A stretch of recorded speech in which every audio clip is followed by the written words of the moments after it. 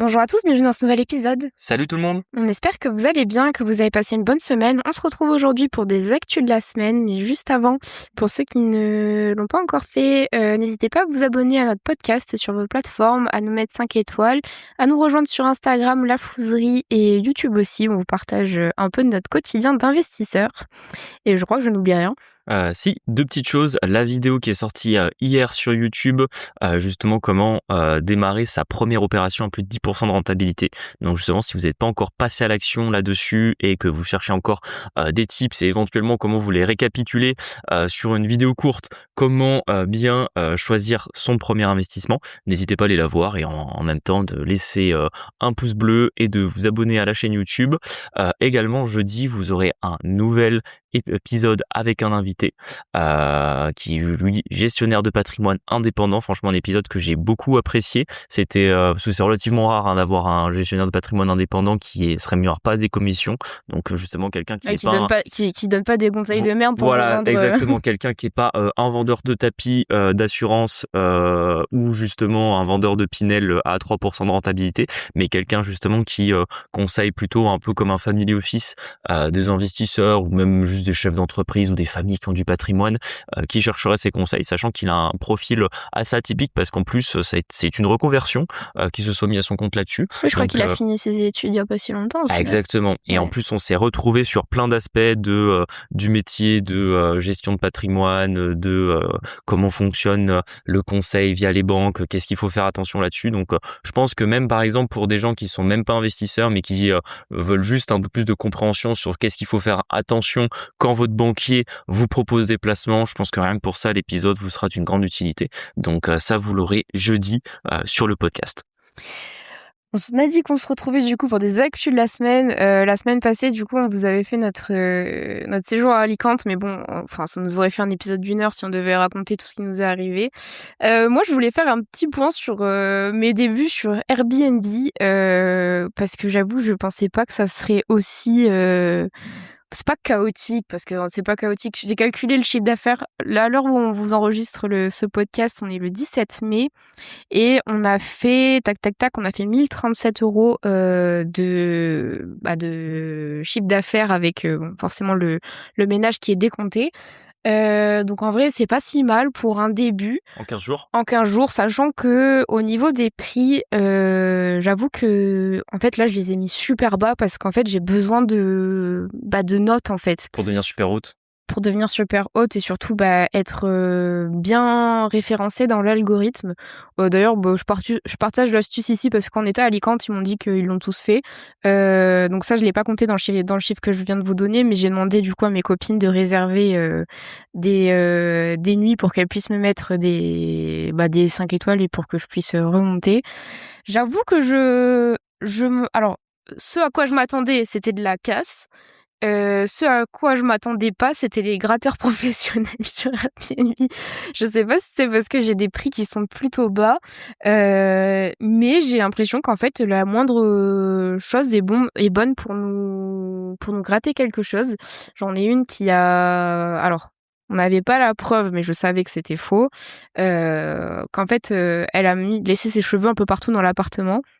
Et elle a dit que quand ils sont arrivés, donc ils sont arrivés tard, hein, forcément, c'est pour ça qu'elle m'a pas pris les photos et elle me l'a pas envoyé le soir tard. Quand elle a découvert l'appartement, il y avait des cheveux partout, comme si le ménage n'avait pas été fait. Et en fait, moi je sais que le ménage a été fait. Et du coup, forcément, elle m'a gratté la moitié de la nuit, quoi.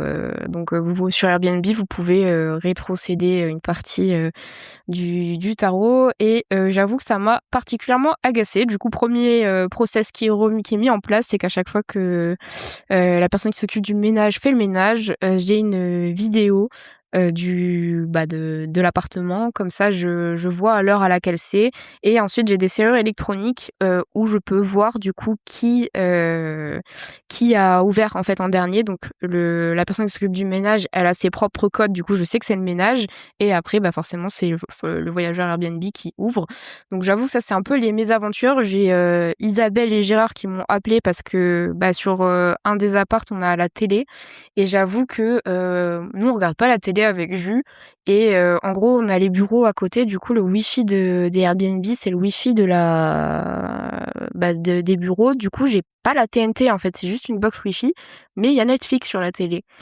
Ah, mais du coup, ils m'ont appelé. Alors, je me suis dit, putain, s'ils m'appellent, c'est que le truc a pris feu, tu vois, forcément. Et en fait, non, c'était juste parce qu'ils trouvaient pas la télé. Ça avait pas une TF1. Et j'étais là, c'est normal, il y a pas. Oh, putain. Ah non, mais c'est ça après.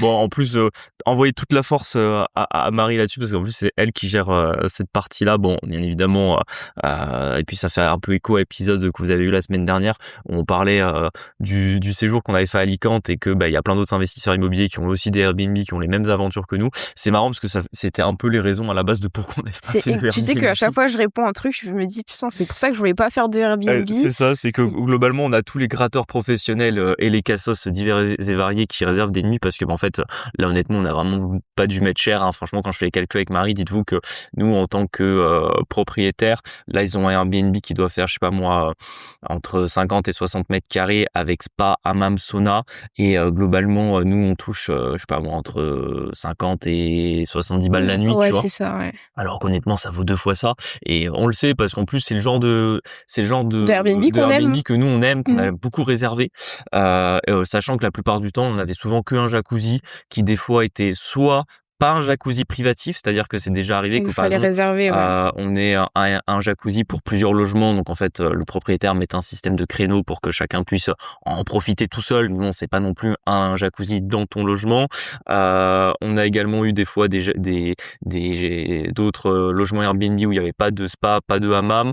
On en a eu une fois qui avait à peu près les mêmes équipements que nous on propose, c'est-à-dire spa, hammam, sauna, qu'on n'avait pas payé trop cher parce que c'était du last minute, mais par exemple le défaut de l'appartement c'était que globalement la chambre était dans un sous-sol, il y avait pas de cuisine, voilà, c'était quand même il y avait des petits défauts, mais bon on lui a pas laissé 0 étoile pour ce genre de truc et on s'est pas plaint pour les trucs divers et variés. Et là vraiment on a des gens qui se plaignent pour je sais pas moi en gros, là, par exemple, l'anecdote sur les cheveux, on le savait dès qu'on l'a reçu, dès qu'on a reçu les photos, on savait que c'était les siens. on savait que c'était les siens, que c'était inventé. Et le problème, c'est que justement, c'est que on a mis des nuits pas chères pour lancer un peu le truc. Du coup, l'algo nous met un petit peu en avant. D'ailleurs, ça, c'est un truc étonnant. Je dois avouer que je ne comprends pas pourquoi Airbnb fait ça. C'est-à-dire que le principe d'une plateforme comme Airbnb, c'est de mettre en avant les nouveaux. Parce que honnêtement Airbnb ils ont pas inventé l'eau chaude, hein. Globalement c'est le principe de l'algorithme de Airbnb, c'est le principe de YouTube, c'est le principe de Tinder, c'est le principe de Le Bon Coin, c'est-à-dire tu mets en relation des gens et tu prends une commission de la mise en relation, peu importe la mise en relation que c'est. Là, en l'occurrence c'est le numéro 1 mondial de la location de logement, mais voilà, ils ont pas inventé l'eau chaude, ils ont juste pris un concept qui marchait dans plein d'autres domaines et ils l'ont adapté à la niche de l'immobilier, notamment de la nuitée de courte durée. Mais normalement dans ces plateformes là tu mets en avant les nouveaux. Alors, on est mis en avant parce qu'on est nouveau. On est quand même mis en mode nouveau sur Airbnb, mais en fait, ça fait pas réserver les gens. En fait, il faut des étoiles pour que les gens savent. Donc, en fait, ce que Airbnb te propose, c'est ils te mettent comme nouveau et ils te mettent, en fait, en plus des tarifs bas que toi tu mets, donc ce que nous on a fait. C'est de mettre des réducs. Ils te rajoutent des réducs. Et j'ai l'impression que on te laisse pas vraiment. Enfin, vous pouvez l'annuler, mais ils vont te dire en gros ça va vous perdre des réservations. Bref, j'ai pas très envie de contrarier Airbnb. Du coup là j'ai l'impression qu'on est un peu on joue le jeu de l'algo. Bon là c'est bon, j'ai eu mes 6 réservations pour les deux, enfin c'est 3 réservations par logement, donc là c'est bon, elles ont été utilisées. Mais j'avoue que en fait ça fait un peu chier parce que du coup en plus Airbnb je trouve ils se goinfrent, ils prennent aussi sur les frais de ménage, alors que les frais de ménage c'est flat pour je suppose que c'est flat pour en tout cas nous c'est flat pour l'hôte. Et j'avoue que du coup là on a gratteur professionnel, j'ai l'impression de répondre à des messages en permanence parce qu'il y en a plein aussi qui font des demandes d'informations. Donc en gros ils te demandent pour tel jour, donc toi t'acceptes la pré-demande et là ils te posent plein de questions et au final ils réservent pas. Je suis là pénible. Du coup, pénible, j'avoue que je pense que je vais essayer de prendre une IA qui répond aux messages à ma place. Parce que par exemple, ça, je pense que ça s'est un peu vu, mais quand on était à Alicante, là, dans le séjour des investisseurs, en fait, il y a plein de soirs où je répondais aux messages, parce qu'en plus, si vous répondez pas vite, vous êtes pénalisé. forcément vous avez un voyageur qui vous écrit s'il a un souci, bah c'est bien d'être réactif. Et j'avoue que je trouve que le français est chiant parce que vraiment j'ai eu des Français pour l'instant et ils sont pénibles. Ils râlent pour tout et rien. Là j'en ai un. On est sur un week-end de pont. En gros, il se plaint de l'humidité dans l'appartement où il y a le spa.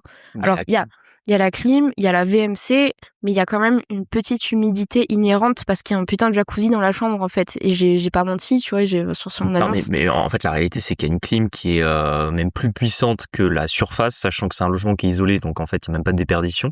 Donc en fait, on a une clim qui est neuve. Je vois pas comment en fait il peut y avoir un problème d'humidité. S'il y a un problème d'humidité, il met la clim, sachant qu'en plus c'est une clim moderne, donc vous avez chaud, froid, et vous avez même le qui fait ni chaud ni froid, qui souffle, enfin qui assèche l'air. Oui, c'est Je ça. crois qu'on appelle ça le dryer, un truc comme ça, pour quand vous avez du temps humide, mais qui fait pas spécialement chaud. Donc en fait, il y a exactement ce qu'il faut pour justement un Airbnb en intérieur. Ou alors l'autre option qu'on a une fois eu dans un Airbnb, mais c'est mettre un déshumidificateur. Le problème, c'est que très bruyant. Ouais, le bruit là. Et nous, on avait ça justement une fois. On a été dans un Airbnb où il y avait ça. Il y avait un déshumidificateur, mais il y avait pas de clim. Et honnêtement, moi, j'avais trouvé que c'était un gros défaut parce que le problème, c'est que le déshumidificateur déjà il était bruyant la nuit. Et puis le problème, c'est que bon, allez, oui, ton air est un petit peu moins humide, mais ça enlève pas la chaleur. Alors que là, justement, on a fait installer une clim neuve qui est bien placée justement pour pas qu'elle souffle sur le lit. Donc entre guillemets, ils peuvent mettre la clim sans que ça souffle sur eux. Enfin bref, le truc a été pensé pour, et le mec arrive quand même à se plaindre. T'es là en mode, mais tu dis c'est pas possible. En fait, moi je vois juste que c'est encore pour gratter un truc.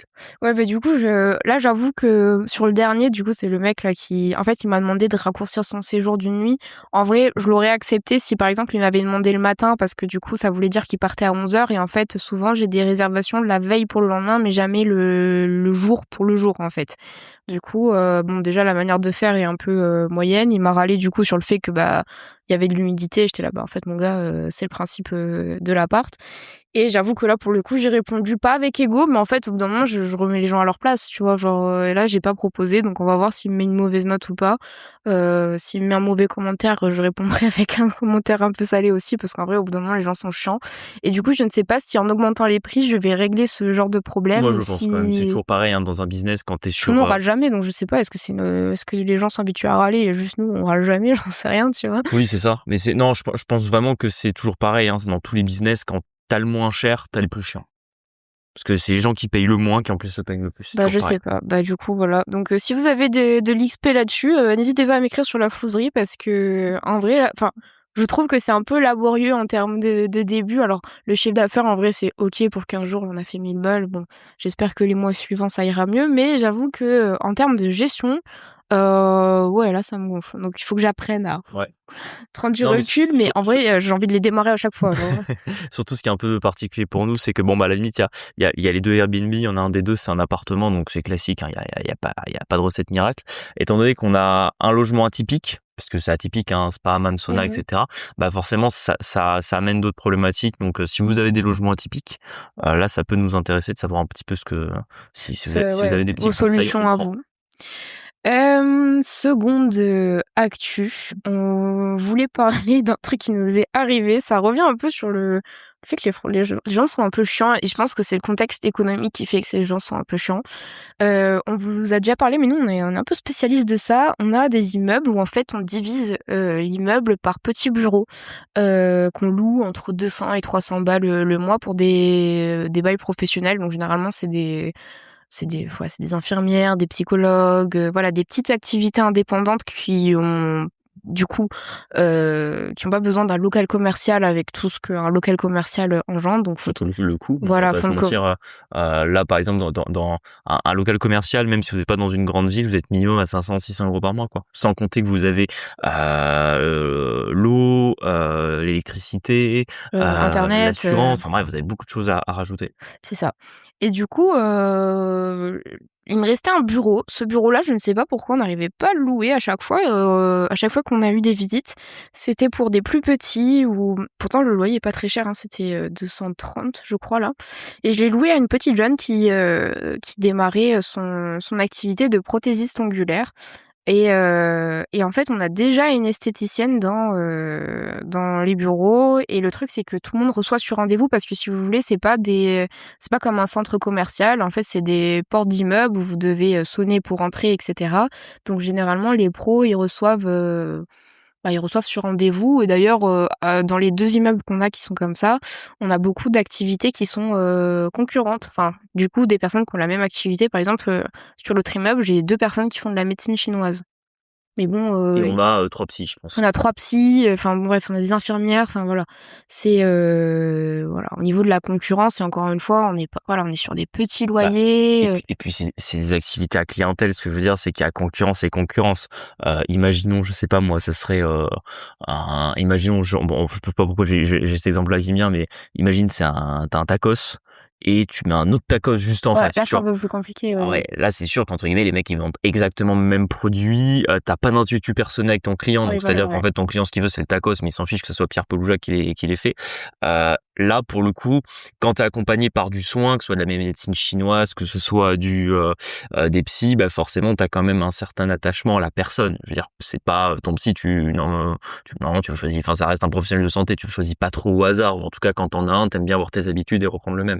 Et pareil, prothésiste ongulaire, du coup, bah en fait, je pense que dans la ville où elles sont, il y en a. En fait, c'est simple, au bout de la rue, il y en a une autre. Oui. Enfin, tu vois. Oui, puis même aujourd'hui, ces activités, enfin, je sais pas, tu sais, les prothésistes oculaires, toi, t'en as connu qui faisaient ça chez elles, t'en as qui font ça à domicile, enfin, je veux dire, c'est un peu comme les coiffeurs, tu vois. Oui, puis ta clientèle, elle est fidèle. Si t'es Oui, c'est bonne dans ça ce que aussi. tu fais, elle revient te voir. Enfin Bah, bref. par exemple, je sais que le coiffeur, moi, par exemple, je me fais couper les cheveux par bon, un gars qui est devenu limite un pote maintenant, forcément, depuis tellement d'années qu'on se connaît, mais il y a que lui qui me coupe les cheveux, et c'est le même depuis 4 ans, Ouais, et puis quand il déménage, et, tu le suis en et plus. il a déménagé plusieurs fois de salon, et à chaque fois, je l'ai suivi, et je sais que toute sa clientèle, c'est pareil, parce que quand vous en trouvez un bon, vous n'allez pas le laisser. Donc, pour moi, pour les prothésistes ongulaires, c'est le même principe. Quand j'ai pas trop ce problème, parce que j'ai pas eu à me faire les ongles, tu vois, mais je me dis, voilà, quand la nana, elle a trouvé sa prothésiste ongulaire, qui lui fait les ongles, qu'elle lui fait bien, qui a un feeling qui s'établit, parce que je sais pas, ça dure combien, 1 heure et demie en plus, Oh je non, sais pas. ça dure 2 heures, un 2 truc heures, comme voilà. ça, ouais. Voilà, en plus vous passez 2 heures avec la personne, faut que le feeling passe un minimum, donc à mon avis quand tu l'as trouvé, tu la gardes, quoi. Et du coup, il y avait une première, c'était toi qui l'avais entrée en plus. Donc en fait, j'avais plus en tête que Julien lui avait écrit par mail qu'on essaierait de pas mettre d'activités Ouais, concurrentes. je lui avais fait une promesse qu'en termes de concurrence, on lui mettrait pas quelqu'un qui faisait la même chose qu'elle, surtout qu'entre guillemets à la base elle se lançait, parce qu'avant elle était salariée, puis là elle passait à son compte, donc je lui avais dit ok, mais je lui avais dit ça, c'était il y a 1 an et demi, ce qu'on a respecté, parce que 2-3 fois j'ai eu des demandes pour des esthéticiennes, et à chaque fois je lui ai posé la question, donc en fait ça dépendait de l'activité, il y en a une qui faisait du laser, ça posait pas de problème, il y en a une autre qui faisait les cheveux, ça posait pas de problème non plus, et là toi t'en as rentré une, et c'est vrai que je m'en suis pas trop préoccupé, parce que on sépare un peu les tâches avec Marie là-dessus, et c'est vrai que les ongles, moi je l'avais plus en tête, parce qu'en plus moi en esthétique je connais pas grand chose, tu vois, donc entre guillemets c'est vrai que j'ai oublié de te spécifier ce point, et forcément elles se sont croisées, elles ont vu qu'elles faisaient la même activité, et bon la deuxième ça avait l'air finalement de pas la gêner, Non, non. et la première elle a fait tout un drame, et du coup elle a donné son préavis en 3 jours. Ouais, j'avoue qu'en fait, on n'a même pas eu le temps de désamorcer la situation, Donner déjà son préavis. qu'elle donnait son préavis. Et du coup, je me suis dit, les gens, ils sont un peu, Ah ils sont comment tu dis, c'est pas lunatique, mais en fait, ils sont au quart de tour. alarmés les chargés, quoi, ça Et du ça coup, réfléchit pas avant de tirer. si je vous montre le préavis, c'est vraiment en mode, j'ai eu un préjudice, du coup, il faudrait quand même raccourcir mon préavis. Et je suis là, bah, en fait, non. En fait, C'est un préavis de 2 mois en plus, hein, ce c'est pas qu'on comme si c'était aimerait un un peu préavis de 6 mois. vous partager à travers cette anecdote, c'est que je pense qu'il y a quelques années, on aurait été un peu affectés, un peu en mode, je pense qu'on aurait essayé de gérer tu sais, de la rappeler, de mener des conversations désagréables. Au final, je pense qu'il faut, enfin, faut essayer de gérer le problème, pas de manière positive pour soi, parce que forcément, là, je vais avoir de la vacance, c'est pas positif. Mais en fait, voilà, ça fait partie un peu de la gestion des risques. Donc, je lui ai dit, je suis complètement désolée ce malentendu, mais il y aura pas de fin de préavis, enfin, il y aura pas de raccourci de préavis, que, en gros, vous vouliez ou non. Je l'ai dit de manière cordiale. Et là, j'ai déjà reposté une annonce, et je les visite la semaine prochaine. Et je me dis, vas-y, on va éviter de parler trop souvent de parler, de tergiverser sur des choses comme ça, sachant que, enfin, elle va en faire que des tonnes, en fait. Donc, je préfère écourter, je l'ai croisée. Elle est un peu moins virulente en vrai qu'elle n'est dans son, dans son préavis ou par mail. Là aussi, c'est un peu, les gens sont par écrit, je sais pas ce qui leur arrive, il se laisse pousser des ailes et quand je l'ai vu, en vrai, elle était là: «Ah bah, c'est pas grave, hein, juste que j'ai trouvé un nouveau local du coup», je fais: «Bah écoutez, Grand bien vous fasse. grand bien vous fasse, mais le préavis il est toujours de 2 mois donc si je trouve quelqu'un avant, je vous libère, sinon ça sera 2 mois» et c'est comme ça. Du coup, voilà. Je sais pas si tu as un truc à dire sur la gestion des problèmes? Si, En fait, de je manière un peu, genre, c'est des choses qui arrivent et je pense qu'il faut pas le prendre trop négativement non plus, on savait que ouais. déjà elle était un peu chelou, si ça se trouve. Moi, je pense que c'est une excuse, elle serait partie Je quoi pense qu'il aussi, arrive je pense aussi. aussi. Ça rebondit à justement ce qu'on vous disait que en échangeant avec d'autres investisseurs, d'autres entrepreneurs, ils ont les mêmes problèmes que nous et ils se prennent moins la tête et du coup bah, justement on fait l'effort de moins se prendre la tête. J'aurais pu moi aussi la rappeler, lui faire un mail, etc. Finalement voilà, il n'y avait pas de raison de s'énerver. Je lui fais un mail très cordial. Je lui dis ok, pas de souci. Ça m'en touche une sans faire bouger l'autre. Exactement. Donc au bout d'un moment, il faut se dire, c'est vrai que Sinon on se rend malade, en c'est fait. ça. Les gens sont très chiants, les interactions sont compliquées. Tout le monde est toujours dans l'émotionnel de manière générale. Et je t'avoue qu'au bout d'un moment, on n'est pas là pour faire du social, quoi. On sera le golem de pierre, on Exactement. ne réagit plus. Exactement. Exactement. Surtout qu'en plus, on se rend compte d'un truc. Alors bon, là encore une fois, ça va à l'encontre de tout ce qu'on vous a toujours dit dessus, mais bien évidemment qu'on fait tout le nécessaire pour avoir le moins de vacances locatives sur notre parc IMO. Hein. C'est toujours comme ça qu'on a eu de la rentabilité. C'est toujours pour ça que quand vous annoncez les rentas qu'on fait, quand vous parle de cash flow, la vacance locative n'est jamais comprise dedans, parce que de manière générale, on n'en a pas. Mais voilà, si maintenant on doit avoir un mois de vacances locatives sur un bureau, alors qu'on a 20 bureaux et qu'en tout on a 50 lots, on va s'en remettre. Ouais, on s'en Et remettra, je ouais. t'avoue que plutôt que de courir après quelqu'un, de lui faire un geste sur le loyer ou j'en sais rien, en fait, autant qu'elle s'en aille si elle est pas contente, on retrouve un autre locataire. Et d'ailleurs, je suis pas trop du genre à faire comme ça des trucs des clauses de non-concurrence, des choses comme ça pour des locataires sur des bureaux parce que nous ça nous bloque derrière. Je l'avais fait à l'époque parce que quand on a mis en location ces bureaux, faut savoir que ceux-là on devait trouver 10 locataires, ça avait été très compliqué de les trouver. Et qu'on l'avait eu, entre guillemets, c'était la 3e que je rentrais sur 10. Fallait qu'on paye le prêt, donc entre guillemets, j'étais prêt à 2-3 concessions. Là aujourd'hui, maintenant sur les 10 bureaux, bah ils sont tous loués, sauf le sien qui va se libérer. Là, la prochaine, elle aura quoi qu'il arrive, on fait plus ce genre de truc de clause de non-concurrence ou quoi, parce que la preuve, c'est que c'est toujours un boomerang qui te revient à la gueule au bout d'un moment, quoi. C'est ça, donc puis en fait, encore une fois, moi ce qui m'a un peu bon, agacé n'est pas le mot, mais je dirais en mode drama queen, c'est que genre il y a pas de préjudice. La Oui, petite, elle a commencé 1er mai. oui, Son préavis à elle, il date du 28 avril, il y a jamais oui, eu de préjudice en fait. Donc ça pourrait se dire, comme tu dis, les 2 tacos, ils se volent de la oui. clientèle, là, y a rien du tout. Donc je pense que de toute manière, c'était une excuse. Bah écoutez, c'est la vie, c'est la vie. Je pense qu'il y a quelques années, on se serait vraiment agacé de cette situation. Maintenant, avec 50 locataires, enfin franchement, ça nous passe un peu au-dessus. Prochain sujet dont je voulais un peu discuter, je pense qu'on en a pas tant parlé, dans l'épisode précédent. Je voulais parler un peu de la manière de se faire du réseau et un peu ce que moi, Alicante, ça a changé en termes de vision. Faut savoir que dans la vie, je suis quelqu'un de très introverti. Je sors pas beaucoup. Pour la sortir de la maison, faut vraiment une bonne raison. La preuve, c'est que la plupart du temps, quand il y a, je sais pas, on doit avoir des amis, souvent je prévois d'y aller seul. Parce qu'en fait, j'ai l'habitude que 3 fois sur 4, elle me dit non. Du coup, des fois, je lui dis, bon, je sais pas, la dernière fois, il y avait, je devais aller voir justement un pote qui était revenu sur mon pays parce qu'il vit à Paris, il était avec sa femme et sa fille, etc. Il m'avait dit, bah vas-y, si tu veux, passe me dire bonjour. Du coup, je me dis, vas-y, moi je passe. Et je dis à Marie, bah du coup, je pars tout à l'heure, etc. Elle me dit, ah, mais tu vas faire quoi? Je dis, bah je vais rencontrer les amis et tout. Elle me dit, ah ben je viens avec toi. Et moi j'étais surpris, j'étais en mode ah bon.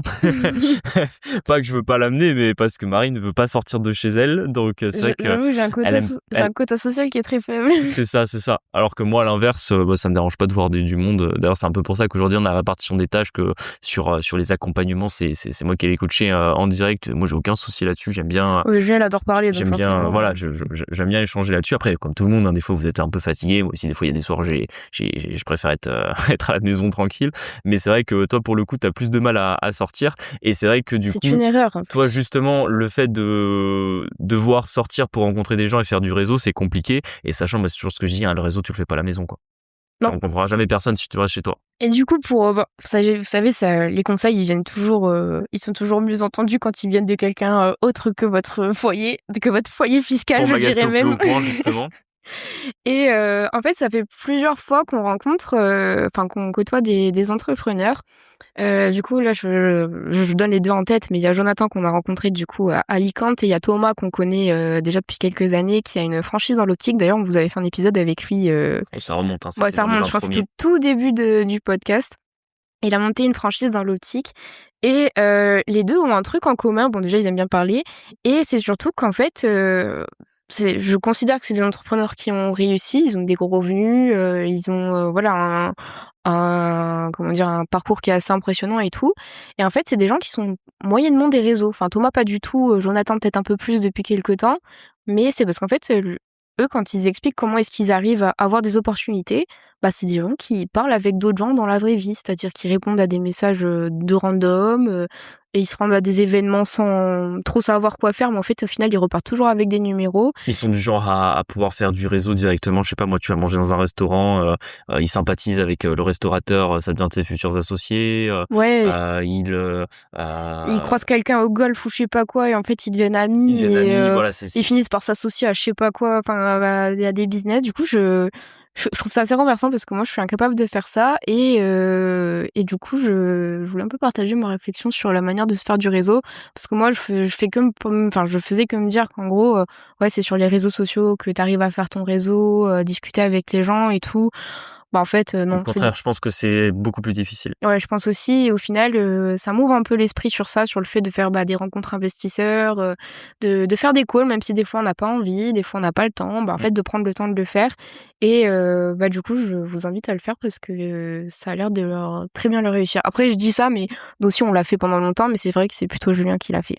Tout à fait. Et puis ça rebondit sur ce que je dis toujours sur parce que là, toi, tu parles du réseau de manière générale, du coup, des gens que tu connais qui peut-être un jour t'apporteront je sais pas, qui pourront t'apporter quelque chose. Mais moi, je le parle souvent du réseau dans l'immobilier. C'est ce que je dis toujours, c'est que personne ne démarre l'immobilier avec un réseau. Pour faire du réseau, faut sortir de chez toi, faut aller visiter des biens, faut faire des devis avec des artisans, faut aller rencontrer des banquiers, faut connaître un notaire. Voilà, c'est comme ça que tu vas faire du réseau et qu'on va te présenter à des gens et qu'au fait, au bout d'un moment, dès que tu auras besoin de quelque chose, tu sauras exactement qui appeler. Et ça vient justement en bougeant et en sortant de chez soi. C'est évident que personne ne peut se créer un réseau avec de l'immobilier avant de commencer et en restant chez lui. C'est pas possible, c'est pas comme ça que ça marche. Et là où tu rebondis, c'est que tu vois typiquement un exemple qui nous occupe en ce moment même, comme on vous l'avait dit il y a quelques semaines maintenant, on souhaite développer le podcast, avoir plus d'invités, nous aussi éventuellement plus passer dans d'autres podcasts. Et on se rend compte que démarcher via les réseaux, même si voilà, tu peux avoir encore une fois, quand je parle de notoriété, c'est avec toute humilité, mais voilà, je veux dire, on a quelques abonnés sur les réseaux, on a un podcast qui existe maintenant depuis 3 ans. Même avec ça, c'est compliqué, De directement via un message ou un Ouais. mail d'accrocher quelqu'un, de lui dire, bah écoute, tu veux pas qu'on fasse un truc ensemble pour nos podcasts mutuels ou pour nos chaînes YouTube mutuelles, alors que quand tu les rencontres dans la vraie vie, c'est toujours beaucoup plus facile. C'est ça, c'est que c'est par exemple là, bah, suite à vos retours et cetera enfin comment dire? Alimenter le podcast, avec Jus, on travaille un peu là-dessus. On démarche beaucoup de personnes et cetera pour pouvoir, bah, proposer des interviews qui sont intéressantes et cetera. Vous imaginez pas le nombre de non-réponses qu'on reçoit, parce que bah, en fait, les gens n'ont pas le temps et sur le moment ça paraît pas intéressant et en fait du coup faut, bah, essayer de les capter en vrai et ça demande un peu ça demande du temps, des déplacements, de sortir, mais visiblement c'est comme ça que ça fonctionne. En tout cas, par exemple pour Jonathan et Thomas, j'ai l'impression que c'est comme ça que ça fonctionne et je pense que c'est eux qui ont plus ou moins tout compris. Voilà, c'était ma réflexion là-dessus. N'hésitez pas à me dire ce que vous en pensez. On va ajouter une rubrique maintenant sur l'épisode du lundi, ce sera la réflexion de Marie. Chaque semaine, tu dois avoir une réflexion sur un nouveau sujet et l'exposer Vas-y, dans dis. ce podcast. Bon, ouais, est-ce que tu as quelque chose à rajouter sur les Non, autres moi ça sujets? me paraît très bien. Bon, ben, on espère que cet épisode vous a plu. N'hésitez pas à vous abonner, à nous mettre 5 étoiles, à nous partager autour de vous, à nous rejoindre sur Instagram et YouTube. La Flouserie, on vous partage notre quotidien d'investisseur et on se dit à la semaine prochaine pour un prochain épisode. À bientôt, ciao. À bientôt, ciao.